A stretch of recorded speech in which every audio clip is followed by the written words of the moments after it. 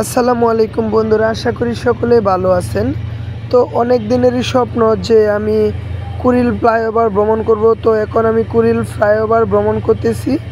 এখন আমি আছি কুড়িল ফ্লাইওভারের ভিতরে। তো দেখেন বাইরের দৃশ্যটা কিন্তু অসাধারণ। এই ভিডিওটা দেখলে আপনি বিশ্বাসই করতে পারবেন না যে এটা বাংলাদেশের ভিতরে একটা শহর। তো এখন আছি আমরা কুড়িল বিশ্ববিদ্যালয়, কুড়িল ফ্লাইওভারের উপরে। দেখেন এখানে অনেক মানুষ দাঁড়িয়ে আছে ফ্লাইওভারের উপরে। এখান থেকে মানুষ তাদের গন্তব্যস্থলে যায়। এখান থেকে মানুষ বিভিন্ন জায়গাতে বাসের মাধ্যমে যাওয়া আসা করে। তো বন্ধুরা, এই ফ্লাইওভারটি কিন্তু বাংলাদেশের সবচেয়ে বড় একটি ফ্লাইওভার। এটাই হলো কুড়িল ফ্লাইওভার। তো দেখতেই তো পাচ্ছেন চারিদিকের ভিউটা কিন্তু অসাধারণ। আমি গাড়ির ভিতরে ছিলাম। তো এই ফ্লাইওভার দেখার জন্য চলে আসছি। আমার অনেক দিনের স্বপ্ন যে আমি ঢাকা আসবো, ঢাকা এসে এই ফ্লাইওভারে ঘুরবো। ফ্লাইওভারের চারদিকে অনেক সুন্দর সুন্দর স্থান আছে, যেমন এখানে দেখেন পাশে একটা স্টেডিয়াম রয়েছে। এটা হলো মিরপুরের স্টেডিয়াম। এটা বাংলাদেশের সবচেয়ে বড় স্টেডিয়ামগুলোর মধ্যে কিন্তু একটা। তো দেখেন আপনারা, আজকের ভিডিওটা কিন্তু খুবই ইন্টারেস্টিং হতে যাচ্ছে। যারা আমার মতো ফ্লাইওভার ভ্রমণ করতে চান তারা কিন্তু আমার এই ভিডিও দেখে আপনারা আশেপাশে যে সুন্দর স্থানগুলো আছে যে দেখেন অসাধারণ। কিন্তু বাংলাদেশের মাঝে সবচেয়ে বড় যে ফ্লাইওভারটা সেটা হলো কুড়িল ফ্লাইওভার।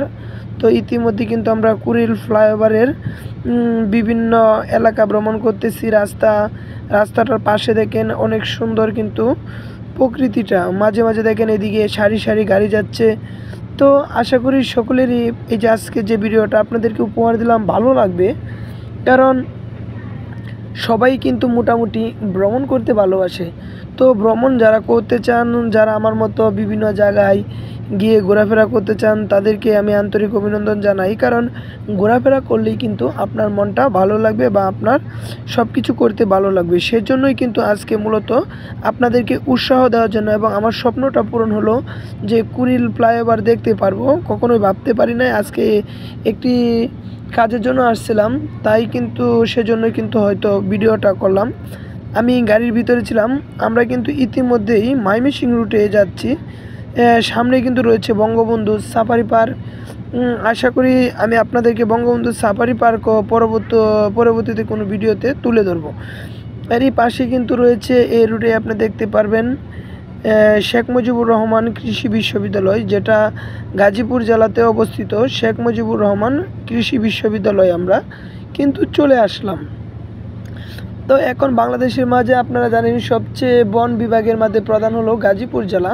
তো আমরা গাজীপুর জেলাতে ঢুকে গেলাম। এখন আমরা গাজীপুর জেলার কিছু সৌন্দর্য দেখাবো। যে সৌন্দর্যটা অনেক ইউটিউবার আছে যেটা তারা ড্রোনের মাধ্যমে আপনাদেরকে দেখায়, যে গাজীপুরের যে শহর সেটা কিন্তু অস্থির একটা জায়গা। এখানে দেখবেন গাছপালা, অনেক সুন্দর সুন্দর পশু পাখি, বিভিন্ন জায়গায় যে দেখেন এই পাশে যে অনেক শালবন ঘুরতে পারবেন আপনারা। এখানে আসলে কিন্তু আপনারা এই যে শালবনের যে ভিউটা, অসাধারণ একটা ভিউ। শালবনের ভিউয়ের সাথে কিন্তু কোনো কিছুরই তুলনা হয় না। তো বন্ধুরা, আপনারা যদি এই সুন্দর সুন্দর জায়গাগুলো দেখতে চান তাহলে আর আপনারা ভিডিওটা স্কিপ না করে সম্পূর্ণ ভিডিওটা দেখেন। ভিডিওটা দেখলে হয়তো আপনার অনেকটাই ভালো লাগবে। তো আমরা এখন শালবনের কাছাকাছি চলে আসলাম, রাজেন্দ্রপুর, যেখানে বাংলাদেশ সেনানিবাস। রাজেন্দ্রপুরে কিন্তু আপনারা জানেন বাংলাদেশে একটা সেনানিবাস আছে। তো ইতিমধ্যেই কিন্তু আমরা সেনা বাহিনীর এলাকাতে প্রবেশ করলাম। তো আশেপাশে আমি আপনাদেরকে দেখানোর চেষ্টা করতেছি। দেখেন অনেক সুন্দর পরিবেশ। আমাদের গাড়ির উপর থেকে কিন্তু আমরা এই ভিডিও শ্যুটটা নিয়েছি শুধু আপনাদেরকে বিনোদন দেওয়ার জন্য। জানি না কতটুকু আপনারা বিনোদন পেয়েছেন, কিন্তু আমার কিন্তু খুবই ভালো লাগছে। কারণ আমি জীবনে প্রথম কুড়িল ফ্লাইওভার ভ্রমণ করলাম, অনেক ভালো লাগলো। এবং শালবন দেখলাম, সেনাবাহিনীর এলাকা দেখলাম। তো মোটামুটি অনেকটাই আনন্দ পেলাম। তো ঘোরাফেরা করতে কিন্তু সবারই ভালো লাগে। দেখেন এদিকে পরিবেশটাও কিন্তু অনেক সুন্দর। এদিকে মনে করেন সব কিছু মিলিয়েই কিন্তু অসাধারণ একটা এলাকা গাজীপুর জেলা। তো গাজীপুর জেলা ভ্রমণ করার জন্য যারা ইচ্ছুক তারা অবশ্যই গাজীপুর অনেক সুন্দর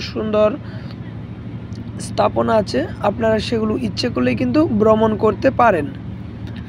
তো বন্ধুরা, আর কথা না বাড়িয়ে ভিডিও শেষ ভাগে চলে আসলাম। আপনাদের কাছে একটাই রিকোয়েস্ট, আপনারা দীর্ঘ সময় আমাদের এই বিনোদন 420 চ্যানেলের পাশে ছিলেন।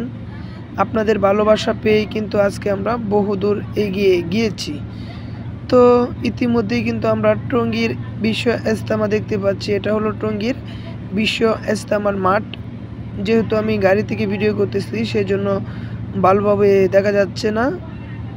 তো আশা করি আপনারা সবাই আমার ভিডিওটা যারা এতক্ষণ সময় উপভোগ করতেছিলেন, সবাইকে ধন্যবাদ। আপনারাও চাইলে কুড়িল ফ্লাইওভার ভ্রমণ করতে পারেন। ফ্লাইওভারের আশেপাশে অসাধারণ একটা ভিউ, সবারই ভালো লাগবে। ধন্যবাদ, সবাই ভালো থাকবেন।